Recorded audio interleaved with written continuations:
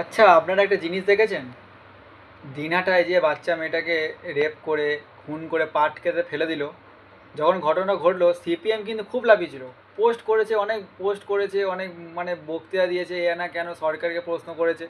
24 ঘন্টার মধ্যে রাজ্য পুলিশ যখন হচ্ছে যে মেন অ্যাকিউজ তাকে তখন অ্যারেস্ট করলো, গৃহশিক্ষক, মেয়েটা গৃহশিক্ষক ছিল, তাকে অ্যারেস্ট করলো। যখন দেখলো সেটা মুসলিম, ব্যাস, সিপিএমের আর একটা পোস্ট নেই, একটা কোনো কথা নেই। তাহলে এগুলো কি ধর্ম থেকে রাজনীতি নয়? ধর্ম থেকে রাজনীতি তো বিজেপি করে। মানে মুসলিমদের হয়ে কথা বললে ব্যাস, সে সে মানে সে খুব ভালো, সেকুলার। আর কেউ যদি হিন্দুদের এটা কথা বলে দেয় সে সাম্প্রদায়িক। মানে এটাই হচ্ছে আমাদের দেশের রাজনীতি। ভাই, আমি আমি অবশ্যই জিনিস সাপোর্ট করছি না, একটা বাচ্চা মেয়ে এরকম করে করা উচিত নয় তো, কিন্তু আমি আপনাদের এটা বোঝানোর চেষ্টা করছি যে সিপিএমের হচ্ছে, ওদের হচ্ছে মানে মানসিকতাটা কীরকম, আমি এটা আপনাদেরকে বোঝানোর চেষ্টা করছি। আমিও চাই যে দোষী কড়া থেকে কড়া শাস্তি হোক। যখন সিপিএম প্রথমে শাস্তির দাবি করলো, তখন অ্যারেস্ট হওয়ার পর যখন দেখলো মুসলিম, তাহলে এখন কেন শাস্তি দাবি করছে না ও? শুধু রাজনীতি, হ্যাঁ? ধর্ম নিয়ে রাজনীতি বিজেপি করে? ধর্ম নিয়ে রাজনীতি বিজেপি করে না, ধর্মের রাজনীতি করে সিপিএম, তৃণমূল, এরা করে। যে বিজেপি ধর্ম নিয়ে রাজনীতি করতে হয়, যে অন্নপূর্ণা ভাণ্ডার সবাই তো পাচ্ছে, মুসলিম মহিলারা কি অন্নপূর্ণা ভাণ্ডার পাচ্ছে না? পাচ্ছে, সব সুবিধা বিজেপি যখন সরকার আছে সবাইকে দিচ্ছে, যার প্রয়োজন সবাইকে দিচ্ছে।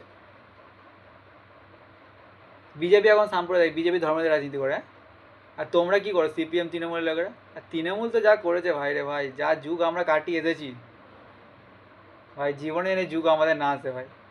মনে হচ্ছিলো তাহলে আমি উত্তর কোরিয়া যাচ্ছি, কিম জং উনের শাসনকালে আছে আমাদের, মনে হচ্ছিলো। কিছু বলতে গেলে ভয় লাগতো ফেসবুকে পোস্ট করে, সত্যি কথা বলছি।